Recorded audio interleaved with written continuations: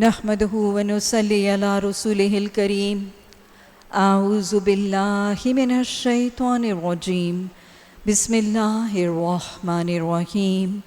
رب اشرح لي صدري ويسر لي أمري واحلل عقدة من لساني يفقهوا قولي واجعل لي وزيرا من أهلي. اللهم فقهنا في الدين. اللهم أرنا الحق حقا وارزقنا اتباعه. اللهم أرنا الباطل باطلا وارزقنا اجتنابه. آمین ثم آمین. السلام علیکم ورحمۃ اللہ وبرکاتہ. تفسیر سورہ البقرہ، رکوع نمبر 28، آیت نمبر 221 222. وَيَسْأَلُونَكَ عَنِ الْمَحِيضِ، وہ آپ سے حیض کے بارے میں سوال کرتے ہیں. یہاں سے آگے اللہ سبحانہ تعالیٰ نے قرآن میں حیض یعنی ایام ماہواری، منتھلی سائیکل کے حوالے سے شریعت کا جو تصور، لیمیٹیشنز اور جو احکامات ہیں، مختصر طریقے سے ان کو واضح کیا ہے. سب سے پہلے تو یہ حقیقت سمجھ میں آتی ہے کہ اللہ کے نزدیک پاکی، طہارت کو سمجھنا، جاننا، پہچاننا اور اس کے احکامات کو سیکھنا، سکھانا کتنا امپورٹنٹ ہے کہ سورہ بقرہ میں حیض کے احکامات کو بیان کیا گیا ہے. اور یہ بھی سمجھ میں آتی ہے بات کہ شرع میں شرم نہیں ہے. جو پاکی اور طہارت، غسل، جنابت، ان چیزوں کو جو سمجھنا ضروری ہے، اگر اللہ نے قرآن میں ان کا تذکرہ کر دیا تو ان کو سیکھنا، سکھانا اہم ہے.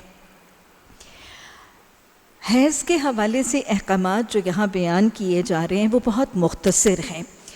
ان کی زیادہ وضاحت حدیث کے ذریعے کتاب الحیض اور استحضاء کے احکامات میں وضاحت سے بیان کی گئی ہے. ہم انشاءاللہ جب بخاری پڑھتے ہیں تو وہاں پر ان کو زیادہ ڈیٹیل میں پڑھا اور سمجھا جاتا ہے. تو اللہ سبحانہ تعالیٰ فرما رہے ہیں کہ وہ آپ سے حیض کے بارے میں پوچھتے ہیں. قُلْ هُوَ أَذًّ، کہہ دو یہ ایک ناپاکی کی حالت ہے، ایک گندگی کی حالت ہے. اصل میں گندگی کی حالت یہ کہ ظاہر ہے رحم سے ہر مہینے جب وہ گندگی اور ناپاکی والا خون خارج ہوتا ہے تو اس کی وجہ سے وہ خاتون باوضو نہیں ہوتی، پاکی اور طہارت کی حالت میں نہیں ہوتی. اور جیسے ہم جانتے ہیں کہ عبادات کے لیے پاکی ضرورت ہے. نماز پڑھنا، روزہ رکھنا، تلاوت قرآن کرنا، نوافل کا اہتمام کرنا، ان تمام چیزوں کے لیے پاکی اور طہارت ہونا ضروری ہے. تو اس حوالے سے یہ حقیقت بتا دی گئی کہ جب ایک خاتون حیض کی حالت میں ہوتی ہے، اور یہ آگے چلنے سے پہلے بتاتی چلوں یہی احکامات نفاس کے لیے بھی ہوں گے. نفاس اس حالت کو کہتے ہیں کہ جب بچے کی ولادت یا وضع حمل اور ڈلیوری کے بعد جو خون خارج ہوتا ہے، 15 دن، 20، 40 دنوں کی جو میکسمم میعاد تک خارج ہوتا ہے، اس کو نفاس کہا جاتا ہے. تو حیض یعنی منتھلی سائیکل اور نفاس یعنی پوسٹ پارٹم بلیڈنگ، وہ بلیڈنگ جو وضع حمل کے بعد ہوتی ہے، ان کے احکامات اور ان کی حالت اور کیفیت ملتی جلتی ہے. ناپاکی کی حالت ہے، اس لیے عبادات ان میں ممکن نہیں ہے. تو لہٰذا جب وہ اذن ہے تو پھر کیا کرو؟ فَاعْتَزِلُوا النِّسَاءَ فِي الْمَحِيضِ، تم اپنی عورتوں سے حیض کی حالت میں الگ رہو. یہ حکم کیا ہے؟ اصل میں ازواجی تعلق سے حیض کی حالت میں، نفاس کی حالت میں اور حیض کی حالت میں ازواجی تعلق، مباشرت اور فزیکل ریلیشن شپ سے الگ رہنے کی تاکید کی جا رہی ہے. یہ بات یاد رکھیے گا کہ ہمارا دین اعتدال ہے. شریعت کے احکامات معتدل احکامات ہیں. اسلام ایک بیلنسڈ اور ماڈریٹ ریلیجن ہے. اگر حیض کے حالت میں ہم یہود اور عیسائیوں کا طریقہ دیکھیں تو اس میں بہت ڈفرینٹ اور اختلاف پایا جاتا ہے. عیسائیوں کے ہاں حائضہ خواتین کے احکامات میں بہت زیادہ نرمی ہے، اور حد سے زیادہ نرمی ہے، یہاں تک کہ وہ حیض کی حالت میں ایک خاتون اور بیوی کے ساتھ کسی قسم کا پرہیز نہیں کرتے، یہاں تک کہ عیسائی اس حالت میں ان کے ساتھ جسمانی تعلق قائم کرنے میں بھی کوئی رکاوٹ نہیں رکھتے. تو یہ عیسائیوں کا ایک بالکل کھلا حدود سے تجاوز اور نرمی کا طریقہ کار ہے. اس کے مقابلے میں یہود کے اندر بلا ضرورت تشدد اور سختی کا تصور نظر آتا ہے. یہود کے نزدیک وہ حائضہ عورت کو بہت زیادہ ناپاک اور نجس تصور کرتے ہوئے ان کے ساتھ روزمرہ سرگرمیوں کو ایسوسیٹ نہیں کرتے. ہمیں یہاں تک پتہ چلتا ہے کہ جو کٹڑ یہود ہیں، جو آرتھوڈاکس اور سٹانچ اور کٹڑ یہود ہیں، وہ تو حائضہ خواتین کے ہاتھ کا پکا ہوا کھانا تک نہیں کھاتے. حائضہ خاتون ان یہودیوں کے ہاں نہ وہ کپڑے استری کرے گی، نہ کھانا پکائے گی، نہ ان کی روزمرہ استعمال کے کام کاج کرے گی، نہ ان کی روزمرہ استعمال کی چیزوں کو چھوئے گی. بلکہ کٹڑ یہود کے ہاں تو انہوں نے حائضہ خواتین کے لیے کچھ گھر، کچھ کمرے مخصوص کر لیے ہوتے ہیں. وہ اپنی حائضہ خواتین کو ان علاقوں اور ان کمروں میں اور گھروں میں منتقل کر دیتے ہیں. تو یہ بلا ضرورت ایک تشدد ہے جو ان کی شریعت میں موجود ہے. ہمارا دین، آپ نے فرمایا، مجھے آسان اور سہل دین دے کر بھیجا گیا ہے. اللہ نے فرمایا لا اکراہ فی الدین، دین کے احکامات میں کوئی جبر نہیں ہے.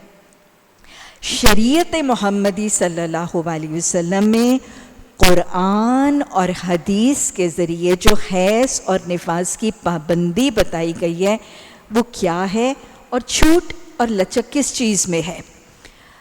صرف پابندی یہ ہے کہ جسمانی ازواجی ریلیشن شپ، فزیکل ریلیشن شپ ازواج کے اندر مباشرت یا مجامعت یا انٹرکورس کی شکل میں منع ہے.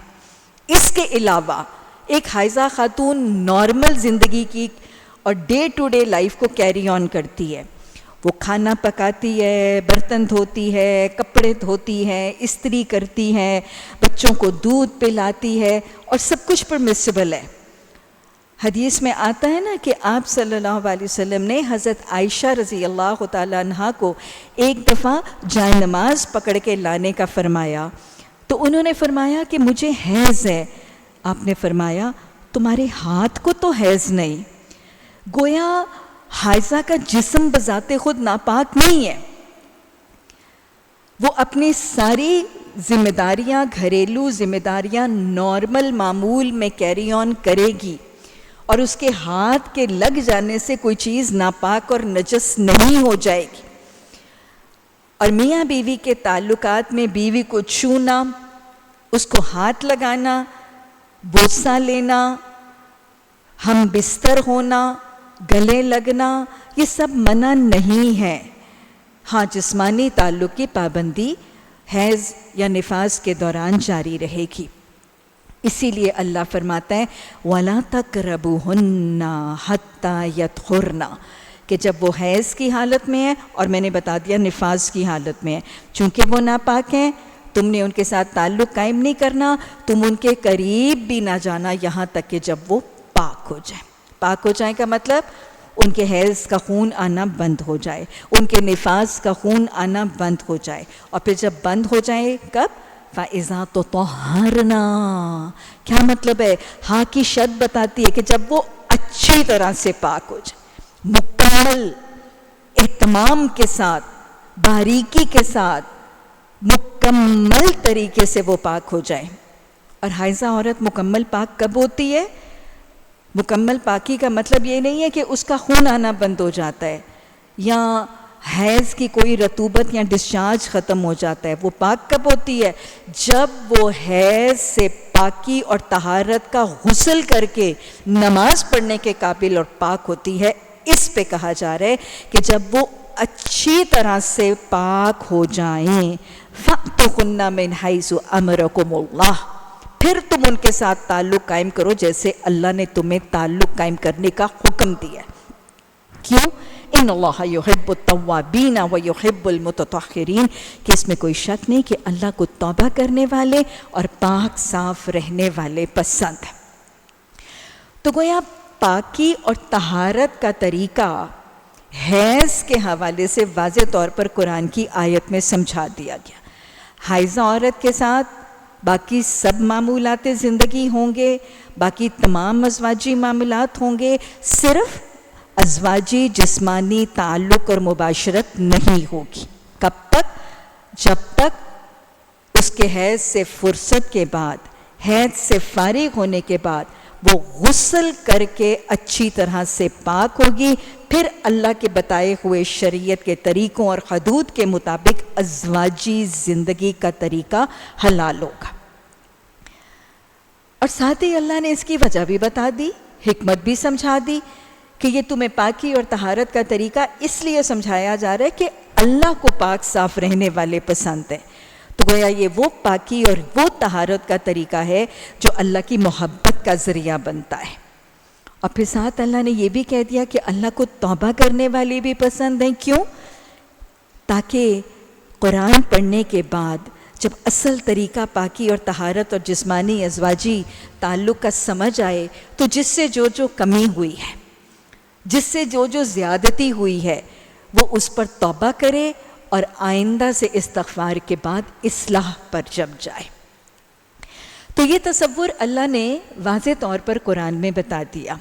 یہاں پر ایک فقہی مسئلہ بتاتی چلوں، کیونکہ شرع میں کوئی شرم نہیں، ایسے نہ ہو کہ اگر کسی نے حدود سے تجاوز کیا ہو تو لا علمی کی بنیاد پر اس کی زندگی میں کوئی گناہ اس کے اعمال نامے میں شامل ہو جائے۔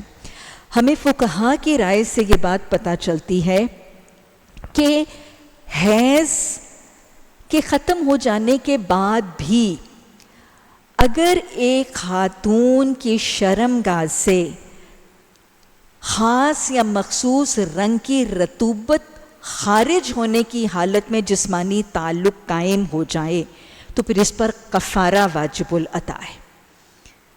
فقہا کی رائے میں اگر خارج ہونے والی رطوبت یا ڈسچارج اس کے اندر ہلکا سا گلابی رنگت ہے، پنکش سٹریک یا پنکش سپاٹ ہے اس ڈسچارج میں، پیریڈ سے بھی فارغ مکمل نہیں ہوئی ہے اور ابھی ایک پنکش سا سٹرین ہے اور گلابی رنگت ہے اس رطوبت میں، اور اس حالت میں جسمانی تعلق قائم کر لیا گیا تو پھر اس کا کفارہ 4 گرام سونا ہے۔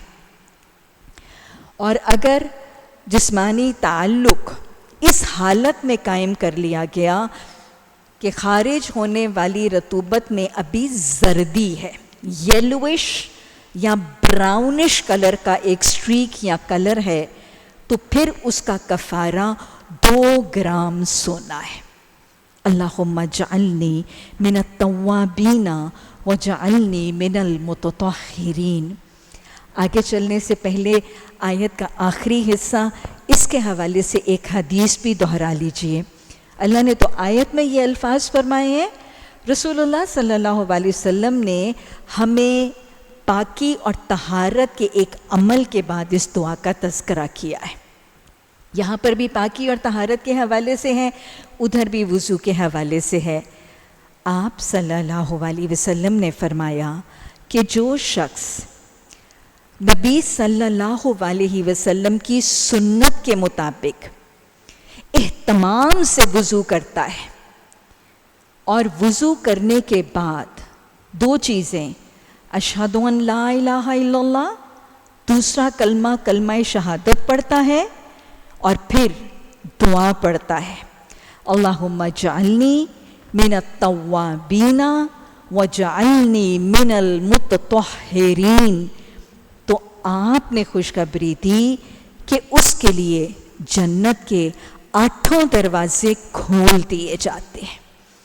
اللہ ہمیں پاکی اور طہارت کا ذوق اور شوق دے، ان کے احکامات کو لگن سے سیکھنے اور اپنانے والا بنائے، اور اللہ ہمیں یہ مسنون دعائیں بھی اپنانے کی توفیق عطا فرمائے، اور اللہ اپنی ان کوششوں اور کاوشوں کے بدلے اللہ ہمیں اپنے محبوب بندوں کی صف میں بھی شامل فرمائے۔ اب آگے چلنے سے پہلے حیض اور نفاس کے حوالے سے کچھ بنیادی احکامات جو ہمیں حدیث سے پتہ چلتے ہیں ان کی وضاحت، کہ ایک حائضہ عورت کون کون سے عمل کر سکتی ہے اور کون کون سے عمل نہیں کر سکتی، پوائنٹرز بناتے جائیں گے اور پھر اس کے حوالے سے بات کریں گے۔ سب سے پہلی بات، نماز کے لیے پاکی طہارت وضو کی شکل میں لازم ہے، یہاں تک کہ ہم جانتے ہیں کہ اگر ایک نمازی کا نماز کے دوران وضو ٹوٹ جاتا ہے ہوا کے خارج ہونے سے، کسی بھی چیز سے، تو اسے کیا کرنا ہے؟ سلام پھیر کر نماز توڑنی ہے اور باوضو ہو کر وہ رکعتیں دہرانی ہیں۔ تو اسی طرح ایک حائضہ خاتون نماز ادا نہیں کرے گی۔ دوسری بات، حیض کے فارغ ہونے کے بعد فوری غسل کر کے اپنی وقتی نماز کو ادا کرے گی، اس میں سستی اور تاخیر نہیں ہوگی۔ یہ نہیں ہے کہ عشاء کے وقت حیض ختم ہو گیا اور ساری شام دیکھا کہ حیض کا خون نہیں ہے تو سستی کی، صبح فجر سے پہلے غسل کر کے پڑھ لوں گی، یہ نہیں ہے۔ حیض کی تکمیل پر نماز فرض ہوگی، اور پاکی حاصل کر کے فرض کرنا، نماز ادا کرنا فرض ہوگا، اس میں سستی اور کاہلی نہیں ہوگی۔ اور پھر جو نمازیں قضا ہوئیں اور چھٹیں، حیض کے دوران چھٹی ہوئی نمازوں کو ادا کرنے اور قضا کر کے پڑھنے کا تصور حدیث میں ثابت نہیں ہے۔ حضرت عائشہ رضی اللہ تعالی عنہا فرماتی ہیں کہ حیات طیبہ میں ہمیں حیض آتا تھا، ہم نماز ادا نہیں کرتی تھیں اور حیض سے فارغ ہو کر نماز پڑھتی تھیں، لیکن آپ نے ہمیں کبھی قضا نمازوں کی ادائیگی کا حکم نہیں دیا۔ یہ 3 چیزیں ہیں جو نماز کے حوالے سے حیض کے لیے جاننا ضروری ہے۔ اس کے بعد روزہ چاہے نفل روزے ہیں چاہے رمضان کے روزے ہیں، ان کے لیے بھی پاکی کی ضرورت ہے۔ اگر ایک روزے دار خاتون کو حیض کا آغاز ہو جاتا ہے دن کے کسی بھی وقت کسی بھی پہر میں، عین سحری کھانے کے بعد یا دن کے درمیانے حصے میں یا عین افطار سے 5-10 منٹ پہلے، جس وقت بھی حیض کا آغاز روزے کی حالت میں ہوتا ہے، روزہ ٹوٹ جاتا ہے۔ روزہ ٹوٹ جاتا ہے، اور اگر یہ رمضان کا فرض روزہ تھا تو اس کو قضا روزوں کی گنتی میں شمار کیا جائے گا۔ اگر کسی نے سارا دن روزہ رکھا اور عین افطار سے 15-20 منٹ پہلے حیض ہو گیا تو قضا تو ادا ہوگی، لیکن میرا رب انشاءاللہ اس بھوک اور پیاس کے کاٹنے کا اجر ضرور لکھوا بھی لے گا اور شمار بھی کیا جائے گا۔ حیض کے چھوٹے ہوئے روزے، ان کی قضا واجب ہے، ان کی قضا واجب ہے۔ نماز کی قضا واجب نہیں ہے کیونکہ قرآن میں بھی نہیں ہے، حدیث میں بھی نہیں ہے، لیکن حیض کے چھوٹے ہوئے روزے ہم نے جہاں رمضان کے احکامات سورہ بقرہ میں پڑھے، وَلِتُكْمِلُوا الْعِدَّةَ، تم تعداد کو پورا کرو، فَعِدَّةٌ مِّنْ أَيَّامٍ أُخَرَ، رمضان کے علاوہ دوسرے دنوں میں تعداد کو پورا کرو۔ 2 دفعہ یہ حکم آیا ہے، تو قرآن میں واضح طور پر حکم ہے کہ رمضان کے روزے کسی بھی عذر سے جب چھٹیں گے، پیچھے بات ہو چکی ہے، تو ان کی قضا ادا کی جائے گی۔ اور رمضان کے چھوٹے ہوئے روزوں کی قضا کی ادائیگی کا حوالہ حضرت عائشہ رضی اللہ تعالی عنہا کے حوالے سے بھی ملتا ہے۔ فرماتی ہیں کہ شعبان کے مہینے میں رسول اللہ صلی اللہ علیہ وسلم نفل روزے رکھتے تھے ایز اے ریسیپشن فار رمضان، اور میرے جو پچھلے سال کے روزے چھٹے ہوئے ہوتے تھے میں ان کی قضا مکمل کرتی تھی۔ گویا بہترین کیا ہے کہ حیض یا نفاس کی وجہ سے چھٹے ہوئے روزوں کی تعداد کا تعین کیا جائے، اور وہ تعداد حتی الامکان کوشش کی جائے کہ اگلے رمضان کے آنے سے پہلے یہ قضا اور قرض ادا کر دیا جائے۔ اس کے بعد مسجد میں حاضری۔ حائضہ خاتون یا نفاس کی حالت میں خاتون ناپاکی کی حالت میں ہے، اس لیے وہ مسجد کے وہ علاقے جہاں پر باجماعت نماز کا اہتمام ہوتا ہے وہ وہاں داخل نہیں ہو سکتی۔ وہ علاقے جو باجماعت نماز کے علاقے ہیں وہ وہاں مسجد کے علاقوں میں حائضہ خاتون داخل نہیں ہو سکتی۔ ہاں مسجد کے وہ علاقے جو ملحقہ اٹیچڈ درس و تدریس کے لیے، قرآن کی تعلیم کے نشستیں، کوئی ڈسپنسری ہے، کوئی قرآن کی کوئی لائبریری ہے، تو یہاں پہ حائضہ خواتین جا سکتی ہیں۔ اسی طرح عیدگاہ،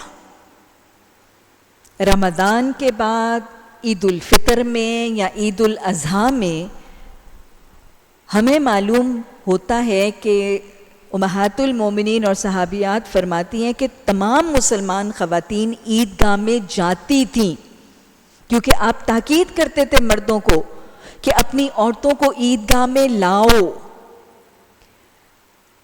اور امہات المومنین فرماتی ہیں کہ سب خواتین عیدگاہ میں جاتی تھیں، شادی شدہ بھی جاتی تھیں، کنواری بچیاں بھی جاتی تھیں، حائضہ خواتین بھی جاتی تھیں، لیکن فرمایا گیا کہ حائضہ خواتین نماز کی جگہ سے ہٹ کے الگ بیٹھتی تھی۔ یہ قبولیت دعا کے اوقات ہیں، یہ گناہوں کی بخشش کے موقع ہیں، تو حائضہ خواتین کو ان سے محروم نہیں کیا گیا۔ ہاں جی، روزوں کے حوالے سے جب بات ہو رہی ہے تو میں یہ بھی بتاتی چلوں کہ اعتکاف، ایک خاتون اگر اعتکاف بیٹھتی ہے اور اس کو حیض کا آغاز ہو جاتا ہے تو اس کا اعتکاف بھی ختم ہو جاتا ہے، لیکن اس کو اکثر ائمہ کی روح سے اس اعتکاف کی قضا دینی ہے۔ اس نے جتنے دنوں کے اعتکاف کا ارادہ کیا، اگر وہ مکمل نہیں ہوا تو پھر اس کو پاکی کے بعد اس کی قضا ادا کرنی ہے۔ ایک نیت اگر کر لی جائے تو یہ قضا کی ادائیگی سے چھوٹ ہے۔ وہ نیت کیا ہے کہ اعتکاف کرتے وقت مشروط اعتکاف کی نیت کی جائے، یعنی اس خاتون کو اگر ایکسپیکٹڈ ہے کہ حیض آنے والا ہے اور وہ اعتکاف کی نیت کرتے وقت ہی یہ نیت کرے کہ اگر میرے حیض نہ آئے تو میں اتنے دنوں کا اعتکاف کروں گی، پہلے ہی اللہ سے شرطیہ طور پہ بات ہے، تو اگر نیت ہی اعتکاف کی مشروط ہے تو پھر قضا واجب الادا نہیں ہے۔ لیکن اگر نیت مشروط نہیں تھی تو پھر اکثر ائمہ کی روح سے اس کی قضا بھی ادا کی جائے گی۔ اور ویسے لیلۃ القدر کی رات کی عبادتیں ایک حائضہ سوائے نفل نماز کے اور ناظرہ قرآن کی تلاوت کے، ایک حائضہ لیلۃ القدر کی رات میں سب کچھ کر سکتی ہے۔ حائضہ قرآن کی سماعت بھی کر سکتی ہے، زبانی جتنا قرآن میسر ہے وہ بھی پڑھ سکتی ہے، دعائیں، استغفار، رو رو کے اللہ سے گریاں و زاری کر کے جھولیاں پھیلا کے روٹھے ہوئے رب کو راضی کرنا، ایک حائضہ سب کچھ کر سکتی ہے۔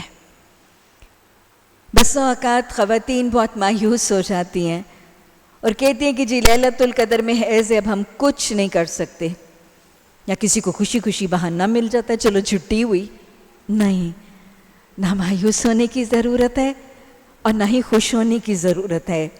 مجھے تو ہمیشہ لگتا ہے ایک حائضہ کو موقع مل جاتا ہے، وہ جو صرف اس نے نفل پڑھنے تھے اس کو دعائیں کرنے، گریاں زاری کرنے، تسبیح اور استغفار کرنے کا موقع مل جاتا ہے۔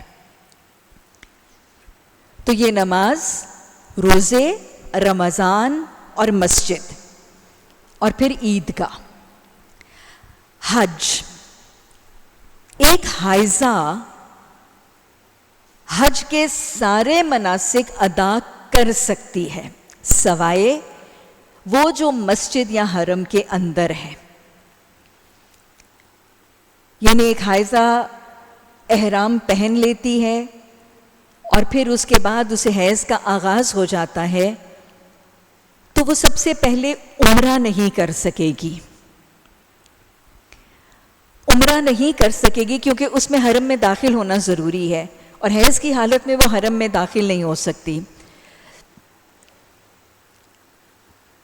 یہ عمرہ حضرت عائشہ رضی اللہ تعالیٰ عنہ نہیں کر سکی تھیں، اسی لیے حج کے مناسک کی ادائیگی کے بعد آپ صلی اللہ علیہ وسلم نے حضرت عائشہ رضی اللہ تعالیٰ عنہ کو ان کے بھائی عبد الرحمن بن ابو بکر کے ساتھ مقام تنعیم سے، جہاں آج مسجد عائشہ ہے، یہ باتیں کتاب الحج میں بہت وضاحت سے ہوں گی، اس لیے پریشان مت ہوں۔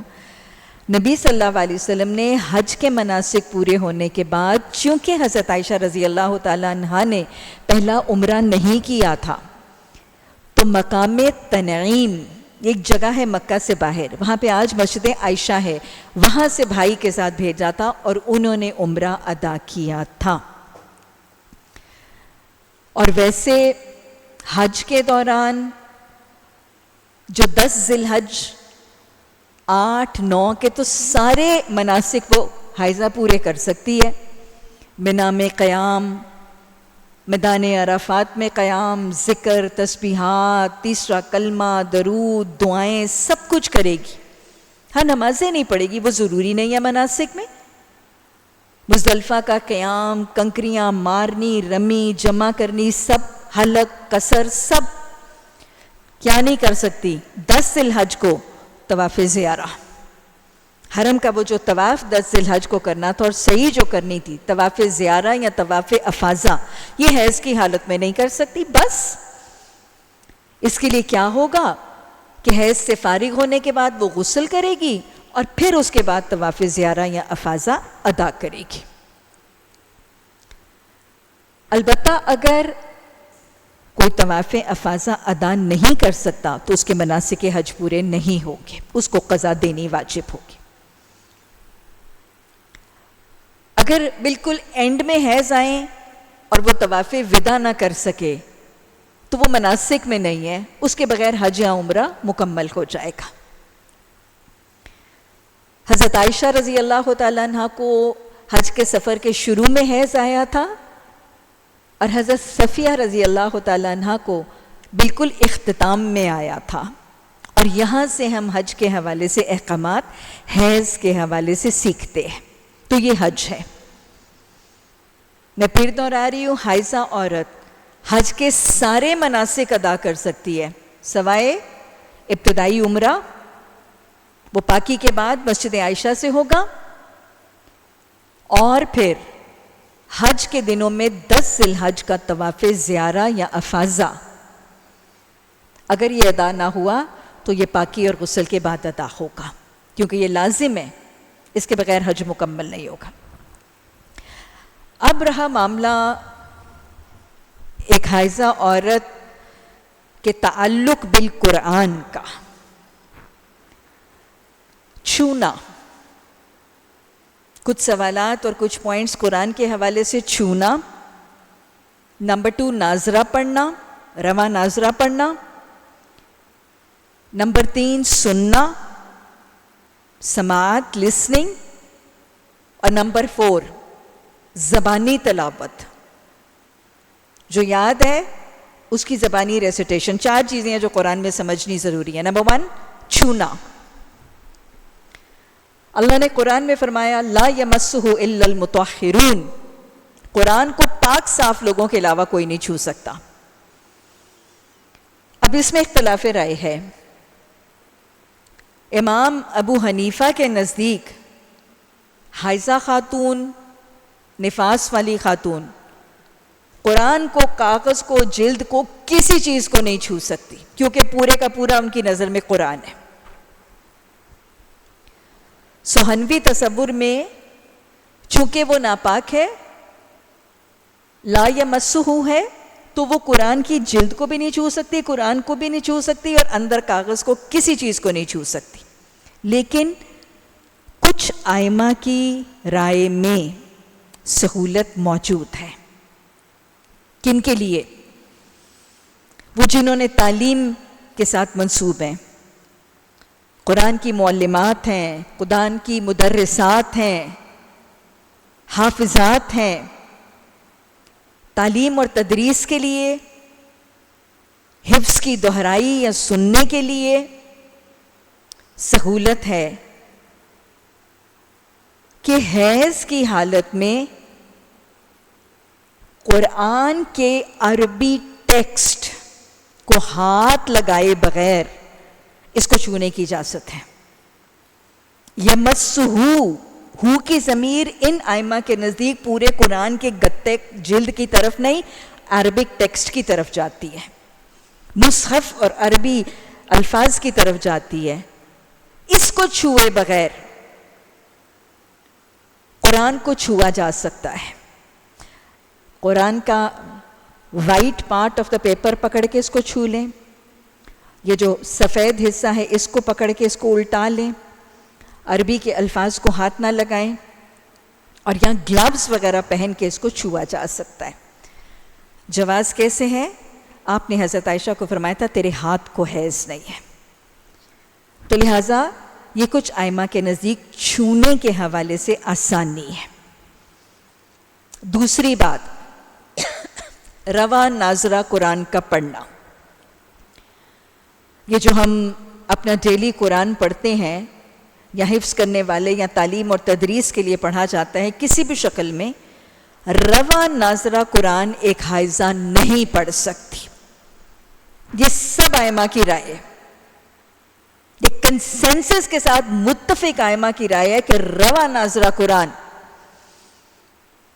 یہ حائضہ ناپاکی کی حالت میں نہیں پڑھ سکتی.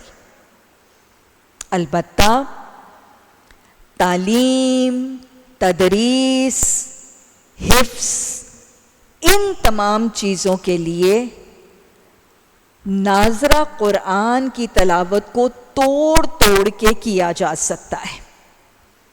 توڑ توڑ کے کرنا مطلب رک رک کے کرنا، اور کچھ دیکھ لینا اور کچھ بغیر دیکھے.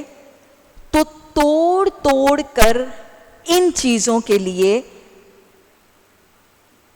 پڑھنے کی اجازت اور چھوٹ کچھ کے نزدیک موجود ہے. حنفی رائے میں یہ اجازت موجود نہیں ہے.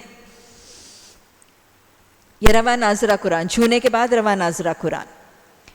تو سہولت میرے اور آپ کے لیے یہ ہے ائمہ کی رائے کے مطابق کہ ہم گلوز پہن لیں، یا ہم اس کے اوپر کوئی کپڑا رکھ لیں، اور یا صرف ہم اس کے وائٹ پارٹ کو ہاتھ لگا کے اس کو آگے پیچھے کر لیں، اور پوری آیت رواں پڑھے بغیر ترجمہ پڑھ کے اپنا معاملہ کر لیں، یا توڑ کے کچھ حصہ پڑھ لیں اور پوری آیت رواں مکمل نہ پڑھیں. یہ 2 طریقے ہیں جو میں اور آپ اپنی ان تعلیمی نشستوں میں اپنا سکتے ہیں. اب اس کے بعد سماعت، لسننگ. ایک حائضہ خاتون سماعت میں قرآن کا سب کچھ سن سکتی ہے، کوئی ممانعت نہیں ہے. لا یمسہ ہے، چھونا نہیں ہے. سننے میں لا یسمعہ نہیں ہے، سننے کی ممانعت نہیں ہے. تو گویا ریسیٹیشن ہو رہی ہے، تلاوت لگی ہوئی ہے، موبائل پہ لگی ہوئی ہے، کہیں بھی لگی ہوئی ہے، یا ہمارے ساتھ بیٹھ کے کوئی کر رہا ہے، سماعت کر سکتے ہیں، کوئی ممانعت نہیں ہے. حوالہ بخاری میں موجود ہے. قرآن میں نے آپ کو بتا دیا صرف چھونے کی ممانعت ہے. بخاری کا واقعہ موجود ہے، ایک نہیں ایک سے زیادہ موجود ہے. حضرت عائشہ رضی اللہ تعالیٰ عنہ فرماتی ہیں کہ رسول اللہ صلی اللہ علیہ وسلم کا سر مبارک میری گود میں ہوتا تھا، اور آپ قرآن کی تلاوت کر رہے ہوتے تھے، میں حیض کی حالت میں ہوتی تھی اور میں سن رہی ہوتی تھی. تو گویا حائضہ خاتون کی گود میں رسول اللہ صلی اللہ علیہ وسلم کا سر مبارک ہے. ایک تو ازواجی تعلق کی کیفیت بھی نظر آ رہی ہے اور سماعت کی اجازت بھی نظر آ رہی ہے، اور ویسے ازبالی تعلق کا حسن اور محبت اور بانڈنگ اور کلوزنس بھی نظر آ رہی ہے. تو سماعت میں سب کچھ ہو سکتا ہے. اب آخری چیز زبانی پڑھنا. زبانی جو قرآن میسر ہے، سورہ بقرہ یاد ہے، سورہ رحمان یاد ہے، 30واں سپارہ یاد ہے، سورہ واقعہ یاد ہے، کہف یاد ہے، جو زبانی یاد ہے حائضہ عورت سب پڑھ سکتی ہے. حائضہ عورت، نفاس والی عورت استحاضہ کی حالت میں سب پڑھ سکتی ہے. کوئی ممانعت کیا تھی؟ لا یمسہ، چھونا نہیں تھا، صرف ممانعت یہ ہے. تو یہ 4 تصورات. ایک خاتون کو صبح شام کے اذکار زبانی یاد ہیں، نماز کے بعد کے اذکار یاد ہیں، جو تسبیحات زبانی یاد ہیں وہ سب زبانی پڑھ سکتی ہے. قرآن پوری کی پوری سورہ بقرہ حیض میں زبانی پڑھ سکتی ہے، کوئی ممانعت نہیں. اب آخری چیز جو حیض کے حوالے سے جاننی ضروری ہے، اصل میں اتنی سی وضاحت ضرور کر رہی ہوں، زیادہ وضاحت تو ہم حدیث میں پڑھتے ہیں، وہاں ہم کتاب الحیض بھی پڑھیں گے، ہم کتاب الصلاۃ بھی پڑھیں گے، کتاب الوضو بھی پڑھیں گے، کتاب الغسل بھی پڑھیں گے، پھر ہم روزوں میں، حج میں، سب چیزوں میں حیض کے احکامات بھی پڑھیں گے. لیکن یہاں میں یہ سب کچھ اتنا بتا رہی ہوں کہ آپ کو پتہ ہو کہ جب ہم انشاءاللہ، آپ انشاءاللہ ہفتہ وار کلاسز کرائیں گی، دورہ قرآن کرائیں گے، تو آپ کی محفلوں میں بہت سے ایسے لوگ ہوں گے جنہوں نے بخاری کی کلاس میں نہیں آنا ہے، اور شاید آپ میں سے بہت سے لوگ بخاری کی کلاس کرائیں گے بھی نہیں. تو کم از کم قرآن سیشن میں ہمیں کتنا تصور حیض کا سمجھانا ضروری ہے.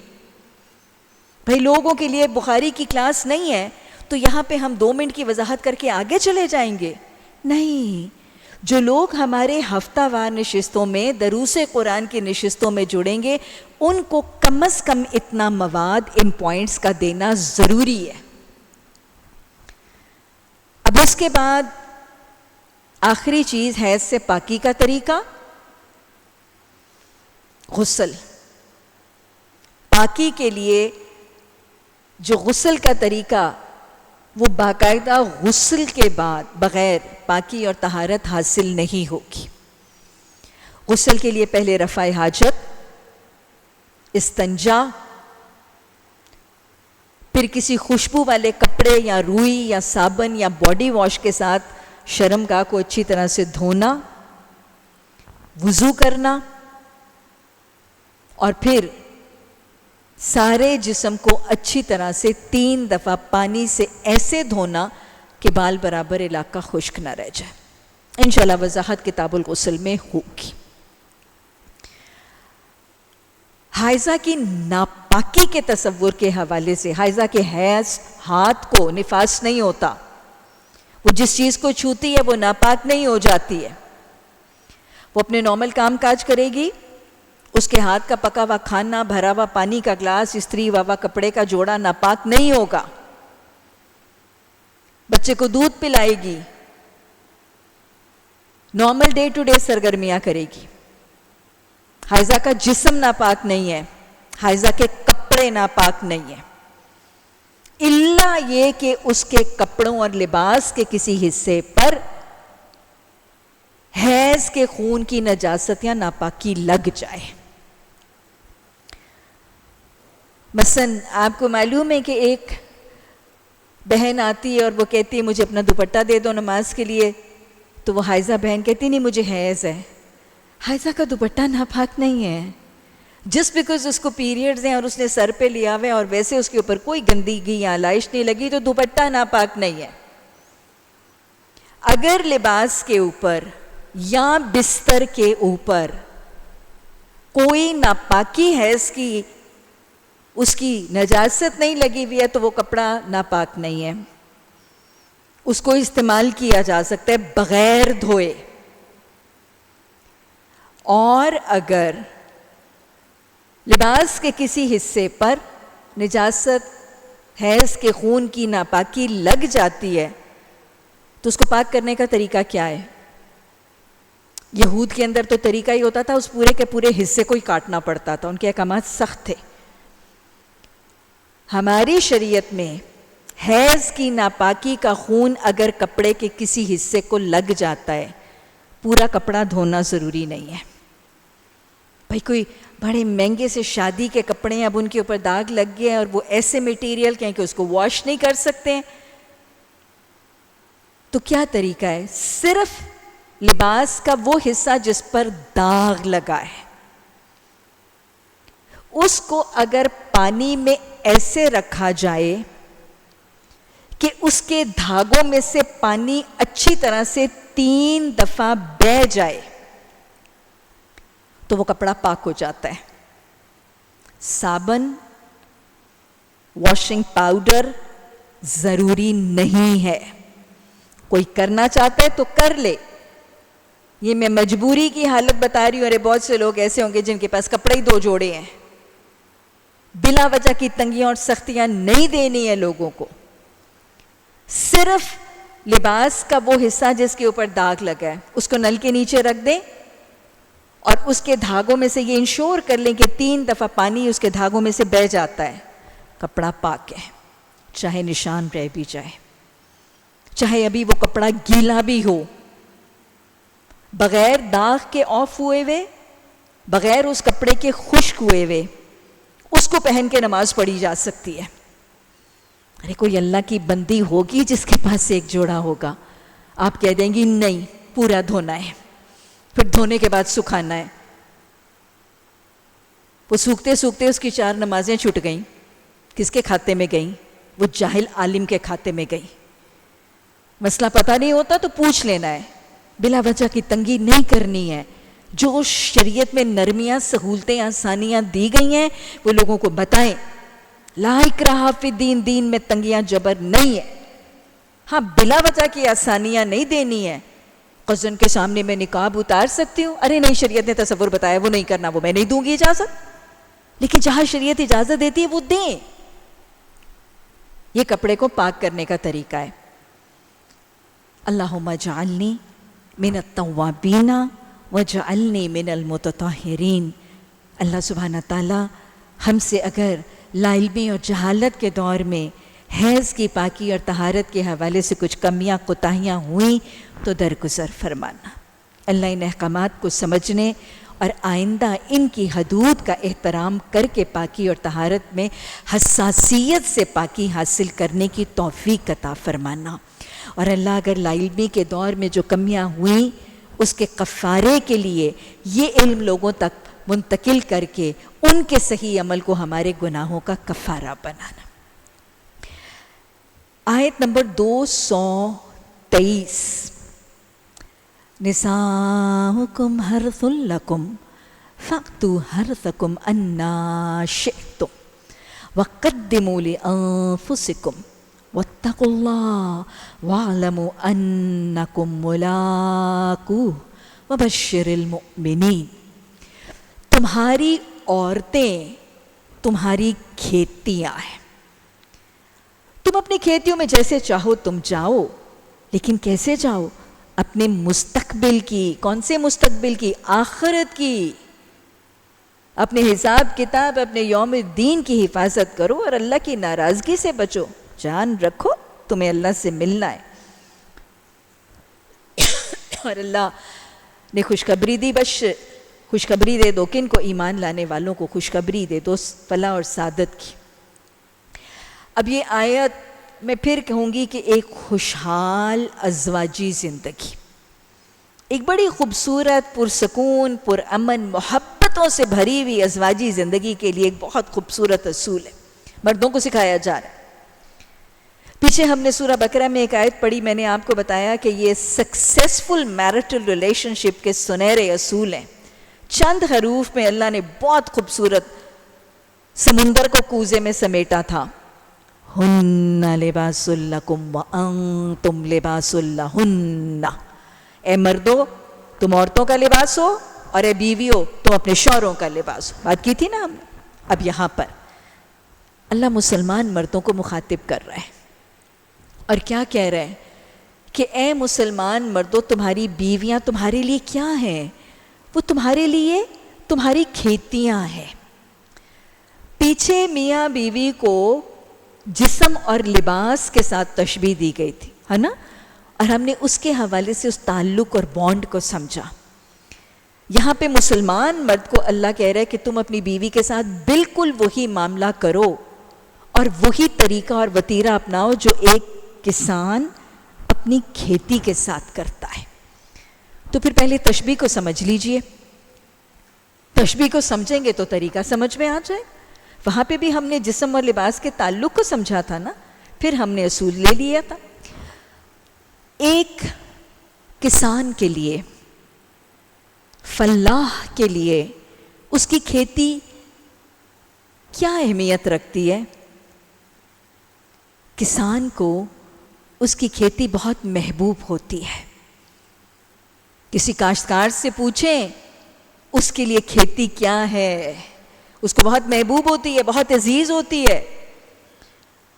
اور پھر ارے اس کی روٹی روزی کا ذریعہ ہے نا، اس لیے اسے بہت محبت کرتا ہے، بہت چاہت ہوتی ہے اسے اپنی کھیتی سے، رغبت ہوتی ہے اسے اپنی کھیتی سے. اور پھر اپنی کھیتی پر وہ بہت سا مال، وقت، صلاحیتیں لگاتا ہے. اس کھیتی پر بڑی محنت کرتا ہے، مشقت کرتا ہے، دن رات صبح و شام اس پر کوشش کرتا ہے. تو بس ایک مسلمان مرد کو بیوی کے ساتھ کیا کرنا ہے؟ ایک مسلمان شوہر کو اپنی بیوی کو محبوب رکھنا ہے، اس کو اہمیت دینی ہے، اس کو توجہ دینی ہے، اس کو غیر اہم، غیر ضروری نہیں سمجھنا، اور اس پر اپنا مال، وقت، صلاحیتیں لگانی ہیں اس پر، تاکہ اس سے اگنے والی کھیتی اس کے لیے صدقہ جاریہ بن جائے. یہ ہے ایک مسلمان شوہر کا اپنی مسلمان بیوی کے ساتھ تعلق. اچھا، ایک کسان اپنی کھیتی میں یا اپنے زمین پہ کیا کرتا ہے؟ سب سے پہلے کسان اپنی کھیتی میں ہل چلاتا ہے. ہل چلاتا ہے اس لیے کہ اس کی زمین کو نرم کرے، ہموار کرے، اور اس ہل کے بعد وہ زمین میں سے جھاڑ جھنکار، کھیت میں سے جڑی بوٹیاں نکالتا ہے، تلف کرتا ہے، اس کو صاف کرتا ہے. ایسے کرتا ہے نا. پھر جب اس کا کھیت، اس کی زمین نرم ہو جاتی ہے، جڑی بوٹیوں سے صاف ہو جاتی ہے، تو پھر اس میں اعلیٰ نسل کا بیج ڈالتا ہے. بیج ڈالنے کے بعد کیا کرتا ہے؟ بیج ڈالنے کے بعد گھر جا کے سو تو نہیں جاتا نا. اعلیٰ نسل کا بیج ڈالنے کے بعد وہ اپنے کھیت کو پانی دیتا ہے، سیراب کرتا ہے، پانی دیتا ہے. پانی دینے کے بعد وہ جو چھوٹی چھوٹی کونپلیں نکلتی ہیں، پھر وہ ان کونپلوں کی حفاظت کرتا ہے. کیڑے مکوڑے، حشرات الارض، بیماریاں، گرمی، سردی، بارش، ان تمام چیزوں سے چھوٹے چھوٹے نکلنے والے پودوں کی حفاظت کرتا ہے.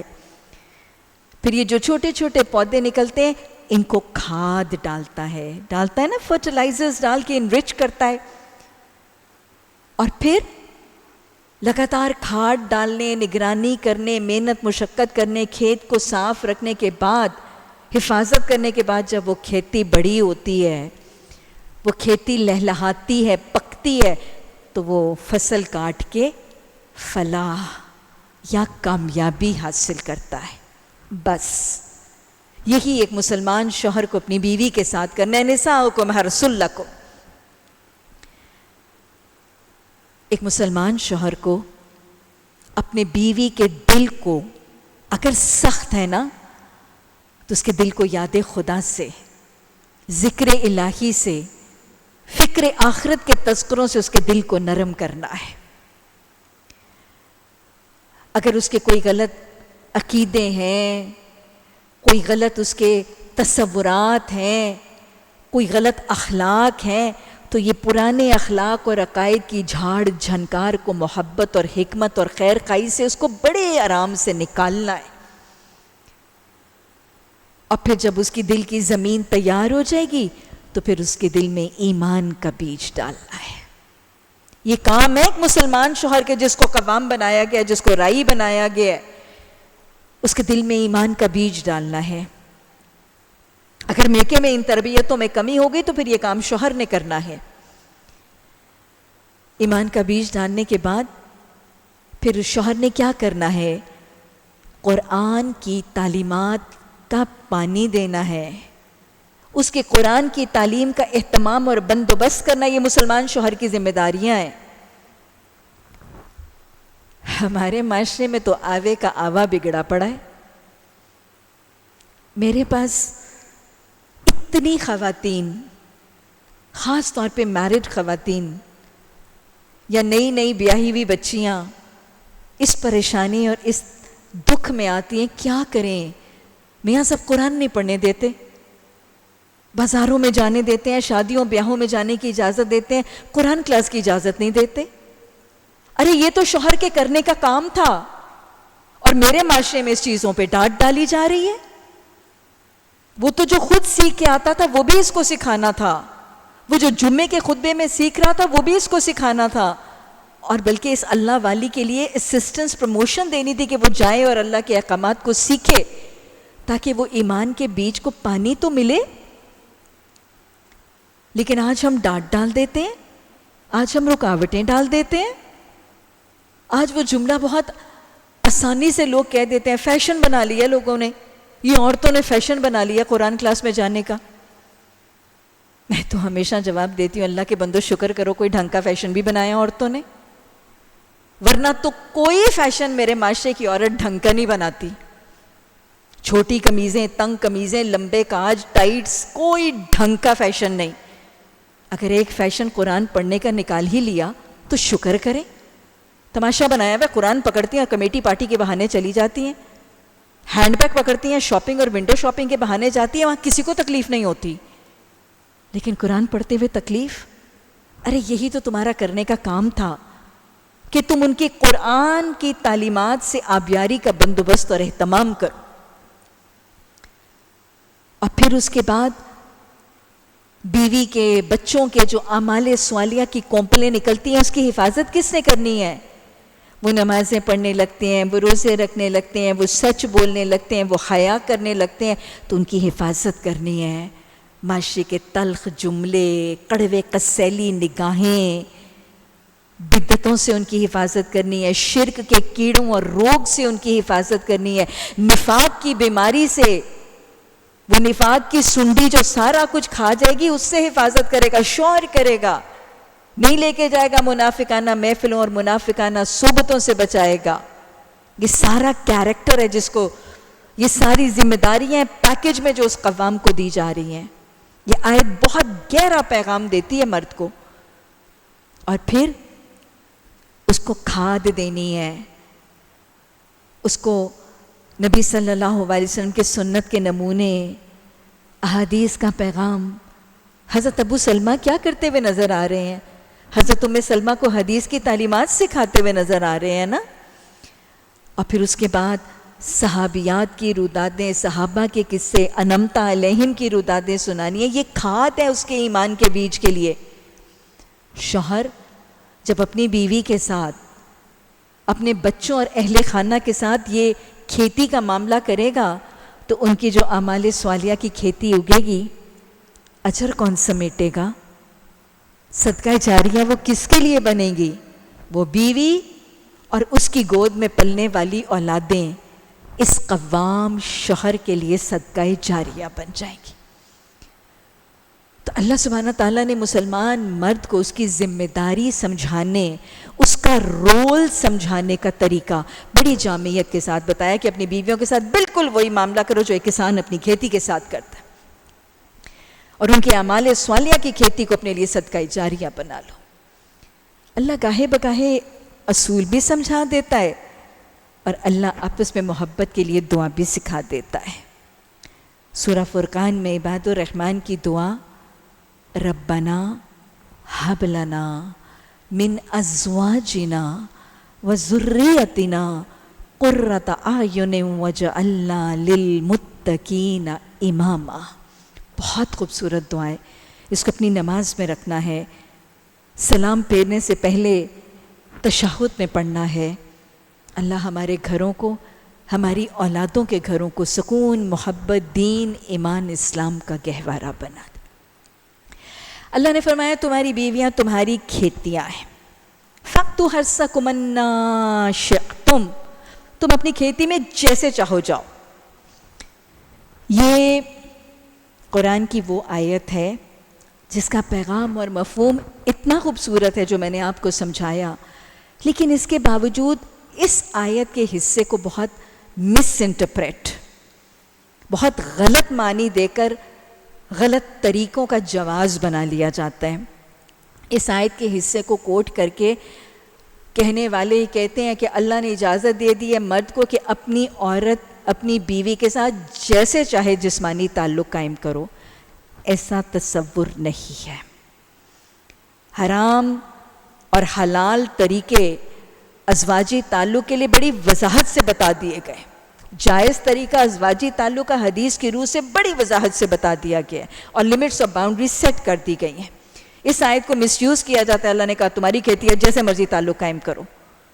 ایسا کوئی تصور نہیں ہے، کیونکہ آگے اللہ نے کیا کہا، قدموا لانفسکم، اپنے آگے اپنے ازواجی تعلقات میں، اپنی ازواجی تربیتوں میں، ڈیلنگ میں، معاملات میں، فزیکل ریلیشن شپ میں ایسا طریقہ اپنانا کہ اپنے لیے آخرت کا بہترین بندوبست ہے، اور اللہ کی ناراضگی سے بچنا اور تقویٰ کا معاملہ کرنا۔ یاد رکھنا ایسا طریقہ اختیار کرنا کہ اللہ کو جب فیس کرو گے، اللہ سے جب ملاقات کرو گے تو کوئی پشیمانی، کوئی ندامت، کوئی مشکل حساب، جزا کا تصور نہ ہو۔ اس میں کھلی چھٹی نہیں دی جا رہی ہے۔ ازواجی تعلق یا ہسبینڈ وائف کا جو فزیکل ریلیشن شپ ہے، یہ آیت اس میں کھلی چھٹی کا جواز ہرگز نہیں ہے، کیونکہ آگے تقویٰ بھی ہے، فکر آخرت بھی ہے، اور ایمان لانے والوں اور اطاعت کرنے والوں کے لیے خوشخبری کی وعید جو مزدہ بھی ہے۔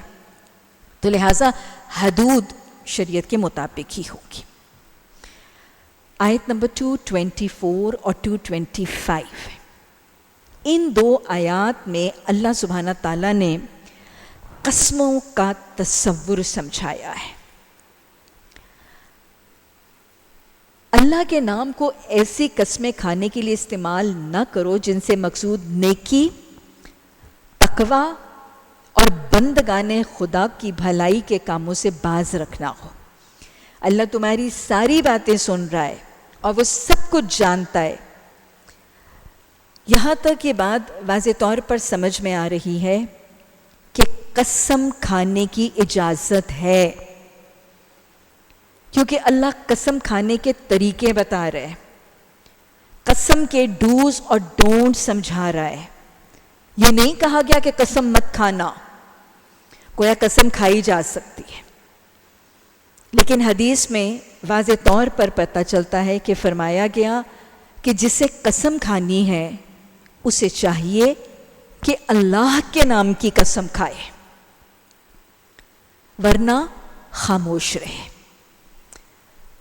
تو گویا حدیث کی اس روح سے یہ واضح طور پر پتہ چل رہا ہے کہ وہ قسم جو کھانے کی اجازت ہے وہ صرف اللہ کے نام کی قسم کھائی جائے، چاہے اللہ کا نام ہو یا اللہ کا کوئی صفاتی نام ہو۔ جیسے رسول اللہ صلی اللہ علیہ وسلم یہ فرماتے تھے اپنی کچھ قسموں میں کہ قسم ہے اس ذات کی جس کے ہاتھ میں میری جان ہے، یہ بھی اللہ ہی کی ذات ہے۔ تو اللہ کے صفاتی ناموں کا واسطہ دے کر بھی قسم کھائی جا سکتی ہے، لیکن صرف اللہ کی قسم کھائی جائے گی۔ اللہ کے علاوہ کوئی چیز چاہے وہ کتنی محبوب ہے اور وہ چاہے کتنی مقدس ہے، چاہے وہ بیلوڈ ہے اور چاہے وہ سینکٹٹی ہے، قسم نہیں کھائی جا سکتی. شوہر کے سر کی قسم، بیٹے کے سر کی قسم، کعبہ کی قسم، قرآن کی قسم، اس کا کوئی تصور موجود نہیں ہے. قرآن کی تقدیس ہمارے دلوں میں ہے، لیکن ہم قرآن کی قسم نہیں کھائیں گے. قرآن جس کا کلام ہے اس خالق کی قسم کھا سکتے ہیں. تو لہٰذا مقدس سے مقدس چیز اور محبوب سے محبوب چیز کی قسم نہیں کھائی جا سکتی. قسم صرف اللہ ہی کی کھائی جائے گی. اب یہاں پہ اللہ فرما رہا ہے کہ جو بے معنی قسمیں تم بلا ارادہ کھا لیتے ہو اس پر گرفت نہیں ہے. بے معنی قسموں سے مراد ایک تو عربوں کا طریقہ ہے. عربوں کی گفتگو اور عربوں کی کانورسیشن کا طریقہ یہ تھا کہ وہ اپنی گفتگو کے دوران قسمیں بہت کھاتے تھے. قرآن میں بھی اس لیے اللہ سبحانہ تعالیٰ نے کچھ چیزوں کی قسمیں کھائی ہیں، اپنی کچھ مخلوق کی قسم کھائی ہے. بات بات پر قسمیں، واللہ تاللہ، یہ قسم کے الفاظ تھے عربی زبان میں. قرآن میں بھی یہ الفاظ موجود ہیں. ان کی کانورسیشن کے لب و لہجے کے مطابق اللہ کبھی سورج کی، کبھی چاند کی، کبھی ہواؤں کی، کبھی فرشتوں کی قسم کھاتا ہے تاکہ ان کی کانورسیشن کے طریقہ گفتگو میں قسم کھائی جائے. اور اس کے حوالے سے بھی کہا جا رہا ہے، اور آج بھی آپ دیکھیں کہ کئی لوگ صرف قسم کھاتے ہیں جس سے مراد کوئی وعدہ نہیں ہوتا، ویسے قسم کھاتے ہیں. بات میں قسم، قسم سے ہم پکنک پہ گئے، بہت مزہ آیا. یہ کوئی قسم نہیں ہے، کوئی وعدہ نہیں ہے، بس ایک کانورسیشن میں قسم سے بڑا لطف آتا ہے یہ کام کرنے کا. مطلب وہ صرف اپنی بات میں ایک وزن دینے کے لیے قسم کھائی جا رہی ہے، ورنہ کسی سے وعدہ کر کے میں خدا کی قسم، اللہ کی قسم میں یہ کام کروں گی، اس طرح نہیں ہے. اپنی سپیچ، اپنے گفتگو، اپنے کلام کے اندر از راہ تکلف ویسے ہی قسم کھائی جا رہی ہے. تو یہ جو کانورسیشنل قسمیں ہیں، گفتگو میں جو قسمیں کھائی جاتی ہیں، اللہ کہتا ہے ان پر پکڑ نہیں ہے، کیونکہ ان میں وعدہ ہی نہیں ہے، ان میں کوئی قول و قرار ہی نہیں ہے. لیکن اللہ کہتا ہے مگر جو قسمیں تم سچے دل سے کھاتے ہو، کوئی وعدے کے لیے، قول و قرار کے لیے، کوئی اپنا عہد سچا کرنے کے لیے کہ خدا کی قسم میں یہ کام کر کے رہوں گی، جو قسمیں تم سچے دل سے کھاتے ہو ان کی باز پرس وہ ضرور کرے گا. یعنی اگر ان کو پورا نہیں کرو گے تو ان پر پکڑ، ان پر حساب، ان پر سزا وہ ضرور دے گا. وہ بہت درگزر کرنے والا بردبار ہے. گویا یہاں اب قسم کے توڑنے کی ممانعت بتائی جا رہی. تو گویا قسم کو پھر دہرائیں، قسم کھائی جا سکتی ہے. کھانی ہے تو اللہ یا اللہ کے صفاتی ناموں کی کھائی جائے گی. جو سلسلہ کلام میں قسمیں کھائی جائیں وہ پسندیدہ تو نہیں ہے، لیکن ان پر پکڑ نہیں ہے. لیکن جو قسم ارادتاً قسم کی نیت اور وعدے کی نیت سے کھائی جائے گی اس کو توڑنا منع ہے، اس کو توڑنا گناہ ہے. لیکن کچھ قسمیں توڑی جا سکتی ہیں. یہاں پر بتا رہی ہوں، آگے جا کے قسم کو توڑنے کا طریقہ اور کفارہ بھی آئے گا.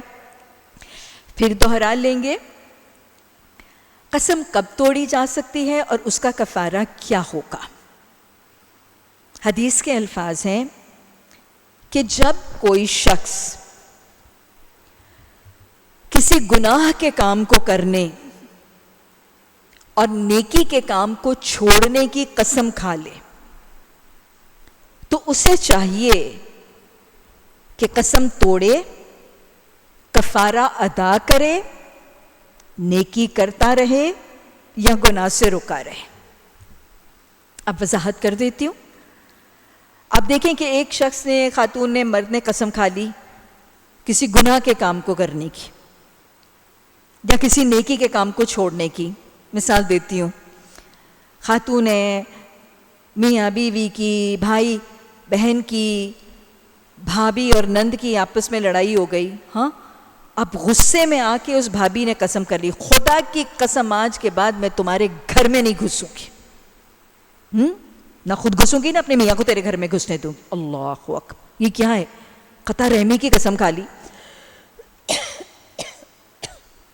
وہ بھائی کو بہن سے نہ ملنے دینے کی قسم کھا لی، میں قدم نہیں رکھوں گی آج، شوہر سے لڑائی ہوئی، خدا کی قسم آج کے بعد میں آپ سے بات نہیں کروں گی، چلو جناب اب میاں سے ترک تعلق کی قسم کھا لی، گھر کیسے چلے گا، گھر کیسے نبھے گا؟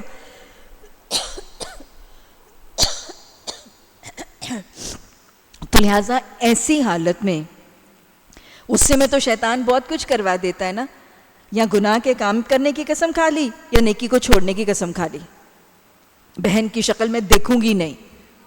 اب اس حالت میں کیا کریں گے؟ اب وہ بیوی یہ جواز نہیں بنا لے گی اپنے شوہر کے آگے، میں تو نہیں جاؤں گی نند کے گھر، بھائی میں نے تو قسم کھا لی ہے۔ نہ بھائی، قسم کھا کے تو بچ جائے اور تو چھوٹ جائے، تجھے جانا ہی نہ پڑے نند کے گھر، یہ تو بڑا آسان طریقہ، سارے کر لیں گے، اپنی اپنی قسمیں کھا لیں گے اور کہیں گے میں نے قسمیں کھائیں۔ نہ، ایسے کام نہیں چلے گا۔ دین اصل میں بہت پریکٹیکل ہے۔ کیا کرنا ہے؟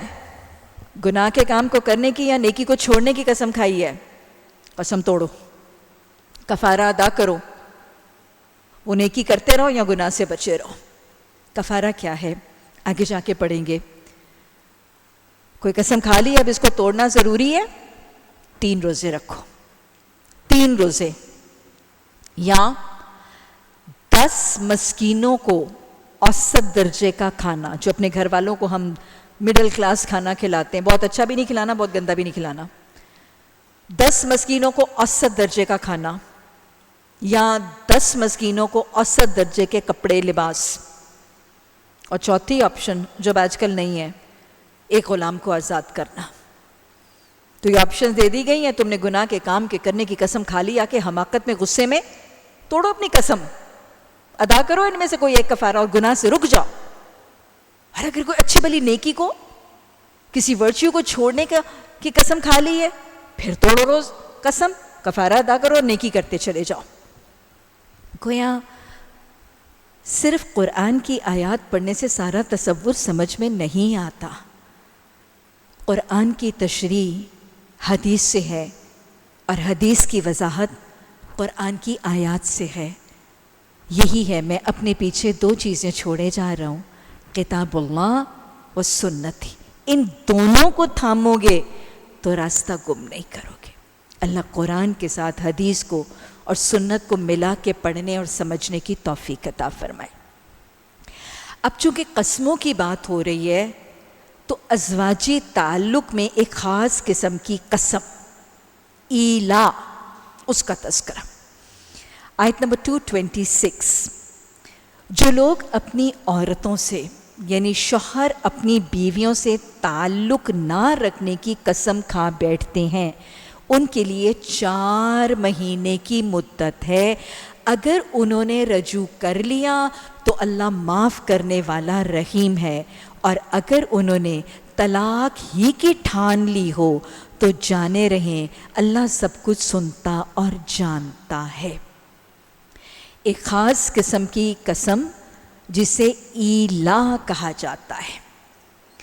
یہ کیا قسم ہے کہ اگر ایک شوہر اللہ کے نام پر یہ قسم کھا لے کہ وہ اپنی بیوی سے جسمانی تعلق قائم نہیں کرے گا تو اسے شریعت کی اصطلاح میں ایلا کہتے ہیں۔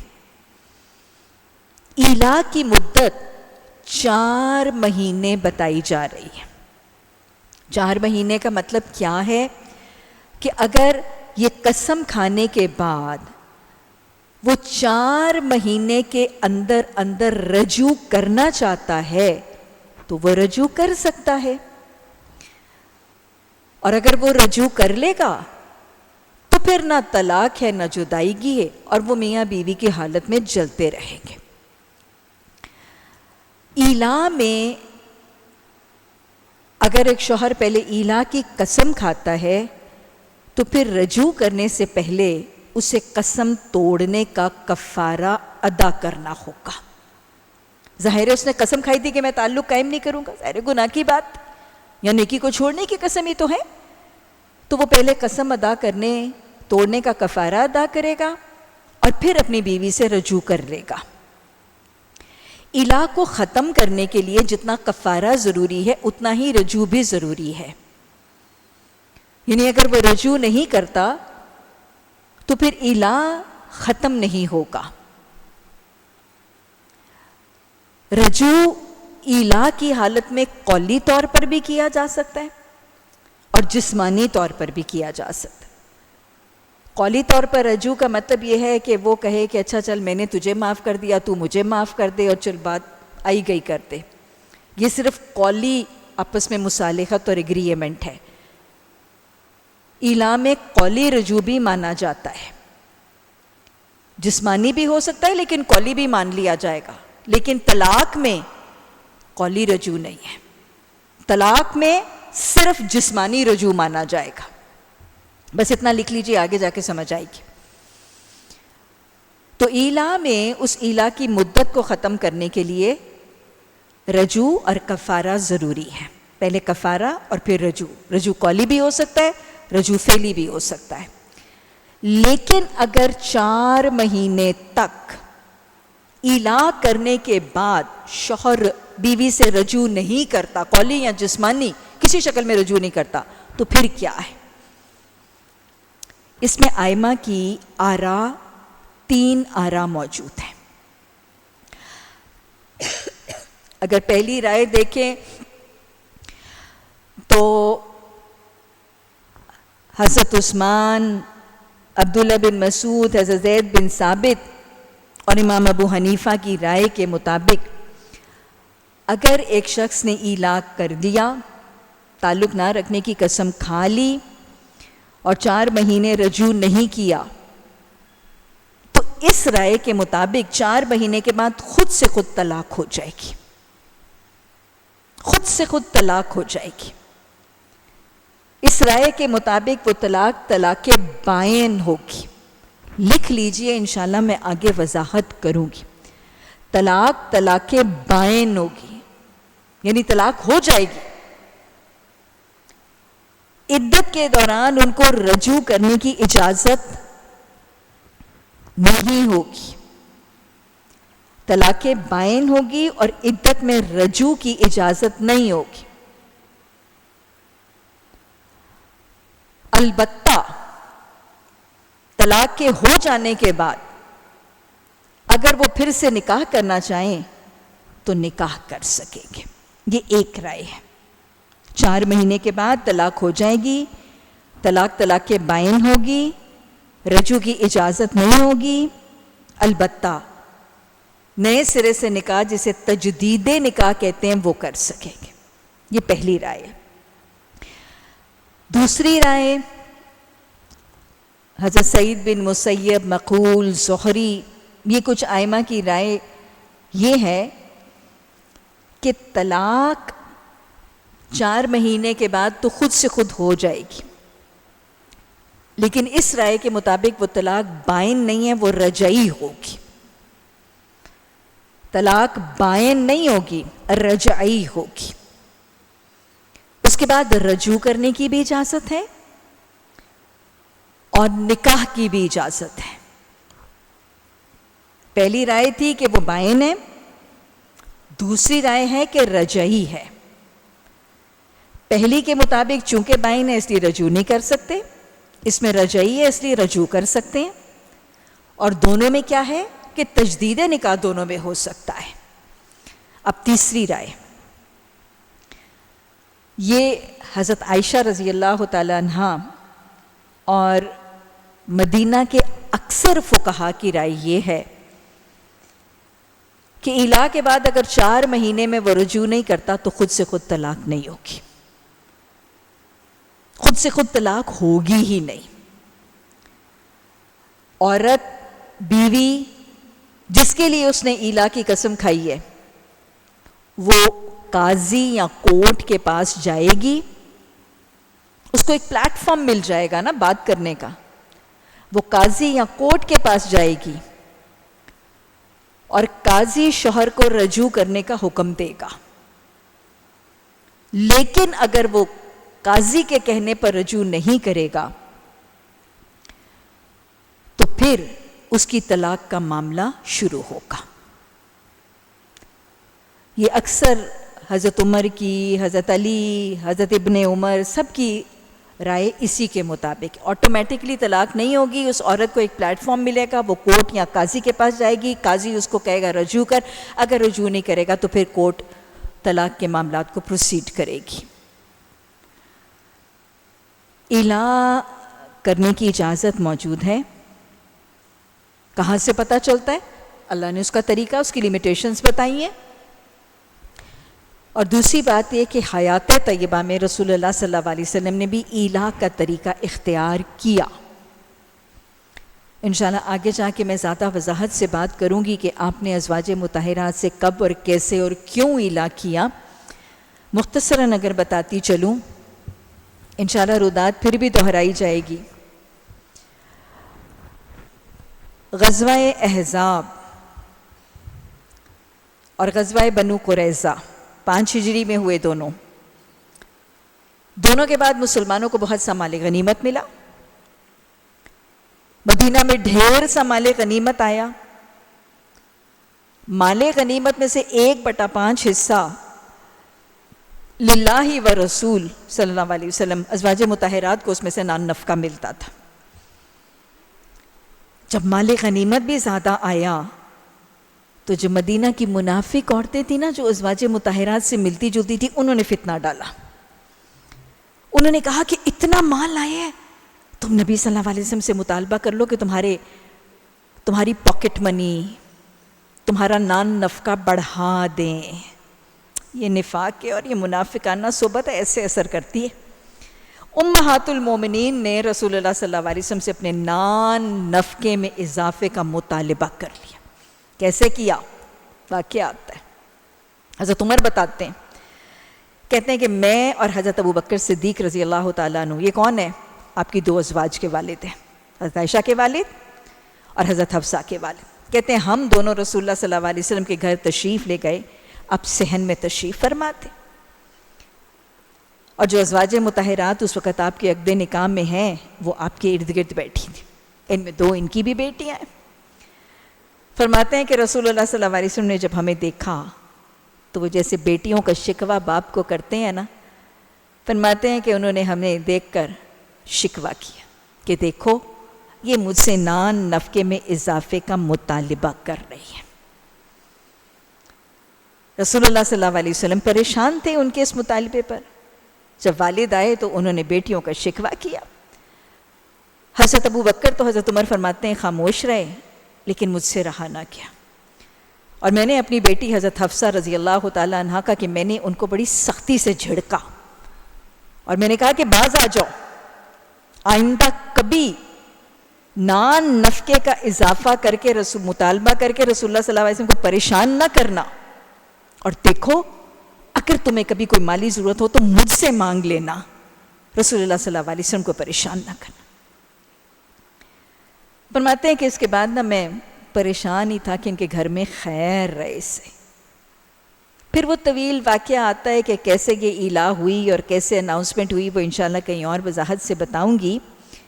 لیکن اس واقعے اور ایک اور واقعے کے بعد آپ صلی اللہ علیہ وسلم نے ازواج کی تربیت کے لیے, ان کی ٹریننگ, جیسے ہوتا ہے نا ہلکا سا جھنجھوڑنے کے لیے, آپ نے پھر ایلا کی قسم کھائی. اور ایلا کی قسم میں آپ نے 1 مہینے کا ایلا, 1 مہینے کے ایلا کی قسم. اور ایلا کی قسم کھانے کے بعد اپنے بالا خانے میں تشریف لے گئے, یعنی ازواج کے حجروں میں اب نہیں جاتے تھے. حجرے میں کیا تھا, کیا کیفیت تھی, حضرت عمر کیسے گئے, کیا دیکھا, کیا مکالمہ ہوا, وہ کہیں اور بتاؤں گی. آپ نے 1 مہینے کی ایلا کی قسم کھائی, اور آپ اس مدت میں ازواج مطہرات سے تعلق قائم نہیں کیا. 29 دنوں کے بعد آپ اپنے بالا خانے سے نیچے تشریف لائے. اور جب آپ 29 دنوں کے بعد تشریف لائے, حضرت عائشہ رضی اللہ تعالیٰ عنہ تھیں بہت لاڈلی, بڑی لاڈلی تھی. تو حضرت عائشہ نے وہ جیسے ہلکی سی ایک خفگی کے انداز میں نہ فرمایا, یا رسول اللہ صلی اللہ علیہ وسلم آپ نے تو 1 مہینے کا ایلا کیا تھا, 29 دنوں کے بعد واپس آ گئے. تو آپ صلی اللہ علیہ وسلم نے فرمایا عائشہ کچھ مہینے 29 دنوں کے بھی ہوتے ہیں. اور پھر آپ نے کفارہ ادا کیا کیونکہ ایلا کے لیے کفارہ ادا کر، اب پھر آپ واپس تشریف لائیں۔ تو ایلا کا تصور موجود ہے، قرآن میں تذکرہ ہے، روداد حیات طیبہ میں ہے، اور اس کی لمٹس اور اس کے احکامات ہمیں فقہی تصورات سے سمجھ میں آتے ہیں۔ اللہ سبحانہ تعالیٰ ہمیں گہرائی سے شریعت کے احکامات کو سمجھنے، قرآن کو حدیث کے ساتھ جوڑ کے پہچاننے اور پھر ان کو اپنی زندگی میں اپنانے اور رائج کرنے کے ساتھ ساتھ معاشرے کو ان سے متعارف کروانے کی توفیق عطا فرمائے۔ اللہ ہمارے دلوں کو بدل دے، الہی ہماری سوچوں کو بدل دے، ہمارے خوشیوں، غموں، فکروں کے پیمانوں کو بدل دے۔ الہی ہمیں بدل کے ایسا بنا دے کہ ہم تجھے پسند آ جائیں۔ الہی ہمیں بدل کے ایسا بنا دے کہ تو ہم سے راضی ہو جا۔ اللہ ہم سے راضی ہو جا اور ہمیں راضی کر دے۔ یا ارحم الراحمین، محفل میں جس کے دل میں جو جائز خواہش اس کے حق میں بہتر ہے، الہی وہ سب کی حاجتیں دعائیں قبول فرما لے۔ اللہ ہم سب کے حق میں تمام قرآنی اور مسنون دعائیں بھی قبول فرما۔ ربنا لا تزغ قلوبنا بعد اذ ہدیتنا وہب لنا من لدنک رحمہ انک انت الوہاب۔ سبحانک اللہم وبحمدک نشہد ان لا الہ الا انت نستغفرک ونتوب الیک۔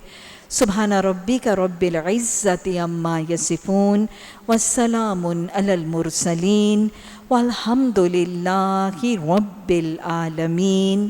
آمین ثم آمین۔